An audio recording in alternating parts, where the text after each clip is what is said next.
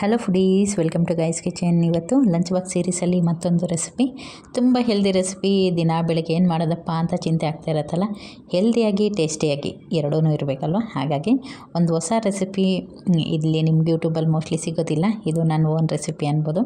ಆಗಾಗ ಈ ಥರ ಪ್ರಯತ್ನಗಳು ಮಾಡ್ತಾನೆ ಇರ್ತೀನಿ. ಸಕ್ಸಸ್ ಆದಾಗ ನಿಮ್ಮ ಜೊತೆನೂ ಶೇರ್ ಮಾಡ್ತೀನಿ.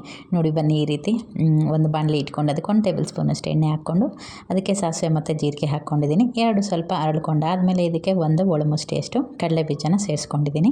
ಹಾಗೆ 1 ಸ್ಪೂನು ಕಡಲೆಬೇಳೆ, 1 ಸ್ಪೂನ್ ಉದ್ದಿನಬೇಳೆ ಇದನ್ನು ಸಹ ಹಾಕ್ಕೊಂಡು ಸಣ್ಣ ಊರಿನಲ್ಲಿ ಹದವಾಗಿ ಫ್ರೈ ಮಾಡ್ಕೋಬೇಕಾಗತ್ತೆ. ಇದಾದ ನಂತರ ಇದಕ್ಕೆ ಹೆಚ್ಚಿರ್ತಕ್ಕಂಥ ಹಸಿಮೆಣಸಿನ್ಕಾಯಿ ಹಾಗೆ ಆಲೂಗಡ್ಡೆ ಇಷ್ಟನ್ನು ಸೇರಿಸ್ಕೋಬೇಕಾಗತ್ತೆ. ಯಾವುದನ್ನು ಬೇಯಿಸಿರೋದಿಲ್ಲ, ಅಂದರೆ ಆಲೂಗಡ್ಡೆ ಬೇಯಿಸಿ ಹಾಕಿರೋದಲ್ಲ, ಹಸಿದೇನೆ ಹಾಕ್ಕೊಂಡಿದ್ದೀನಿ. ಅದೇ ಕಪ್ಪಲ್ಲಿ 1/2 ಕಪ್ಪಷ್ಟು ಬೀಟ್ರೂಟನ್ನು ಸಹ ಸೇರಿಸ್ಕೊತಾ ಇದ್ದೀನಿ. ಆಲೂಗಡ್ಡೆ ಬೀಟ್ರೂಟ್ ಎರಡನ್ನೂ ಹಾಕ್ಕೊಳ್ಳಿ. ಈ ಕಾಂಬಿನೇಷನಲ್ಲಿ ನೀವು ಯಾವತ್ತೂ ಟ್ರೈ ಮಾಡಲಿಕ್ಕೆ ಹೋಗಿರಲ್ಲ ಅಂತ ಅನಿಸುತ್ತೆ. ಈ ರೀತಿ ನೀವು ಕೂಡ ಒಮ್ಮೆ ಟ್ರೈ ಮಾಡಿ ನೋಡಿ. ಟೇಸ್ಟೂ ಹೌದು, ಹೆಲ್ದಿ ಕೂಡ ಹೌದು. ಹಾಗೆ ಇಲ್ಲಿ ಬೀಟ್ರೂಟ್ನ ಸೇರಿಸ್ಕೊಂಡಿರೋದ್ರಿಂದ ಐರನ್ನ ಡೆಫಿಷಿಯನ್ಸಿ ಯಾರಿಗೆಲ್ಲ ಇದೆ ನೋಡಿ, ಅವರು ಆದಷ್ಟು ಡೈಲಿ ಒಂದು ಬೀಟ್ರೂಟ್ ಆದರೂ ನಿಮ್ಮ ಫುಡ್ಡಲ್ಲಿ ಇನ್ಕ್ಲೂಡ್ ಮಾಡ್ಕೊಳ್ಳಿ. ಅದು ಬ್ರೇಕ್ಫಾಸ್ಟ್ ಆಗ್ಬಾರ್ದು ಅಥವಾ ಲಂಚ್ ಟೈಮಲ್ಲಿ ಪಲ್ಯ ಥರ ಆಗ್ಬೋದು. ಯಾವ ರೀತಿ ಆದರೂ ಏನು ಹೊಟ್ಟೆಯಲ್ಲಿ ಕಳಿಸೋವಂಥ ಪ್ರಯತ್ನ ಮಾಡಲೇಬೇಕಾಗತ್ತೆ. ದಿನ ಅದೇ ಬ್ರೇಕ್ಫಾಸ್ಟ್ನ ತಿಂದರೆ ಬೋರ್ ಆಗುತ್ತೆ. ಹೊಸದಾಗಿ ಮಾಡ್ಕೊಳ್ತಾ ಹೋದರೆ ತಿನ್ನೋದ್ರಿಗೂ ಇಂಟ್ರೆಸ್ಟಿಂಗ್ ಆಗಿರುತ್ತೆ, ಜೊತೆಗೆ ಟೇಸ್ಟು ಸಹ ವಿಭಿನ್ನವಾಗಿ ಚೆನ್ನಾಗಿ ಅನಿಸುತ್ತೆ. ನೋಡಿ, ಈಗ ಇದಕ್ಕೆ 1/4 ಸ್ಪೂನಷ್ಟು ಅರಿಶಿನ ಪುಡಿನ ಸೇರಿಸ್ಕೊಂಡಿದ್ದೀನಿ. ಅರಿಶಿನ ಪುಡಿ ಹಾಕಿದ್ದಾದಮೇಲೆ ಒಮ್ಮೆ ಇದನ್ನು ಮಿಕ್ಸ್ ಮಾಡ್ಕೊಳ್ಳೋಣ. ಈ ಹದದಲ್ಲೇ ಕರಿಬೇವು ಹಾಕ್ಕೊಳ್ಳಿ. ಇದರಲ್ಲಿ ನಾವು ಈರುಳ್ಳಿನೂ ಸಹ ಬಳಸ್ತಾ ಇಲ್ಲ, ಹಾಗೆ ಟೊಮೊಟೊನೂ ಸಹ ಬಳಸ್ತಾ ಇಲ್ಲ.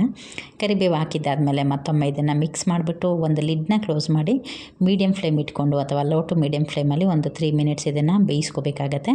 ಹಬೆಯಲ್ಲೇ ಈ ತರಕಾರಿ ಅನ್ನೋದು ಚೆನ್ನಾಗಿ ಬೆಂದೋಗುತ್ತೆ. ನೋಡಿ, ಚೆನ್ನಾಗಿ ಬೆಂದ್ಕೊಂಡಿದೆ. ಈಗ ನಿಮಗೆ ನೋಡ್ತಾ ಇದ್ರೇ ಗೊತ್ತಾಗ್ತಾ ಇರ್ಬೋದು. ಈಗ ಇದಕ್ಕೆ ಒಂದು ಅರ್ಧ ಸ್ಪೂನಷ್ಟು ಧನಿಯಾ ಪೌಡರ್ನ ಸೇರಿಸ್ಕೊಳ್ತಾ ಇದ್ದೀನಿ, ಹಸಿ ಧನಿಯಾ ಪೌಡರು. ಇದರ ಜೊತೆಗೆ ಈಗ 1/4 ಸ್ಪೂನಷ್ಟು ಜೀರಿಗೆ ಪುಡಿಯನ್ನು ಸಹ ಹಾಕ್ಕೊಳ್ತಾ ಇದ್ದೀನಿ.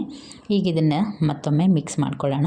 ತರಕಾರಿ ಜೊತೆಗಿದು ಹೊಂದ್ಕೋಬೇಕು. ತುಂಬ ಹೊತ್ತು ಏನು ಫ್ರೈ ಮಾಡಬೇಕಂತ ಏನಿಲ್ಲ, 1 ನಿಮಿಷ ಇದು ಫ್ರೈ ಆದರೆ ಸಾಕಾಗುತ್ತೆ.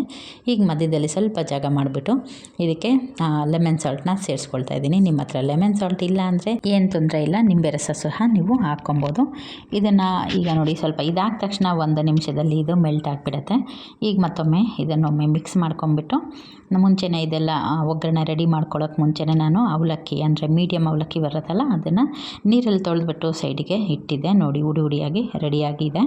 ಈಗ ಇದನ್ನೆಲ್ಲ ಇದಕ್ಕೆ ಸೇರಿಸ್ಕೊಂಬಿಡೋಣ. ಸೇರಿಸ್ಕೊಂಡು ಚೆನ್ನಾಗಿ ಒಂದೊಳ್ಳೆ ಮಿಕ್ಸ್ ಕೊಡೋಣ. ನೀಟಾಗಿ ಮಿಕ್ಸ್ ಆಗಬೇಕು. ಆ ರೀತಿ ಇದನ್ನ ಮಿಕ್ಸ್ ಮಾಡ್ಕೊಳ್ಳೋಣ. ಕೊನೆಯದಾಗಿ ಇದಕ್ಕೆ ಕೊತ್ತಂಬರಿ ಸೊಪ್ಪನ್ನು ಸಹ ಸೇರಿಸ್ಕೊಂಡು ಮತ್ತೊಮ್ಮೆ ಮಿಕ್ಸ್ ಮಾಡಿಬಿಟ್ರೆ ಸೂಪರಾಗಿರ್ತಕ್ಕಂಥ ಬೆಳಗಿನ ತಿಂಡಿಗೆ ರುಚಿಯಾದಂಥ ಹಾಗೆ ಹೆಲ್ದಿಯಾಗಿರ್ತಕ್ಕಂಥ ಆರೋಗ್ಯಕರವಾದ ಒಂದು ತಿಂಡಿ ಅಂತ ಹೇಳ್ಬೋದು. ಲಂಚ್ ಬಾಕ್ಸ್ಗೂ ಸಹ ಮಾಡಿಸಿರ್ತಕ್ಕಂಥ ರೆಸಿಪಿ ಅನ್ಬೋದು. ನೀವು ಕೂಡ ಟ್ರೈ ಮಾಡಿ ಆದಮೇಲೆ ಹೇಗಾಗಿತ್ತು ಅನ್ನೋದು ಕಮೆಂಟ್ ಮಾಡೋದನ್ನ ಮರಿಬೇಡಿ. ಹಾಗೆ ನಿಮ್ಮ ಫ್ರೆಂಡ್ಸ್ ಮತ್ತು ಫ್ಯಾಮಿಲಿ ಮೆಂಬರ್ಸು ಯಾರಿಗಾದರೂ ಅಗತ್ಯ ಇತ್ತಂದರೆ ಅವ್ರಿಗೂ ಸಹ ಇದನ್ನು ಶೇರ್ ಮಾಡಿ. ಲಂಚ್ ಬಾಕ್ಸ್ ರೆಸಿಪಿ ದಿನ ಏನು ಮಾಡೋದಂತ ಯೋಚನೆ ಮಾಡ್ತಿರ್ತಾರಲ್ಲ, ಅಂಥವ್ರಿಗೆ ಶೇರ್ ಮಾಡಿ, ಖುಷಿ ಪಡ್ತಾರೆ. ಹಾಗೆ ಅವ್ರಿಗೂ ಒಂದು ಹೆಲ್ಪ್ ಮಾಡ್ದಂಗೆ ಆಗುತ್ತೆ ನೀವು. Thank you.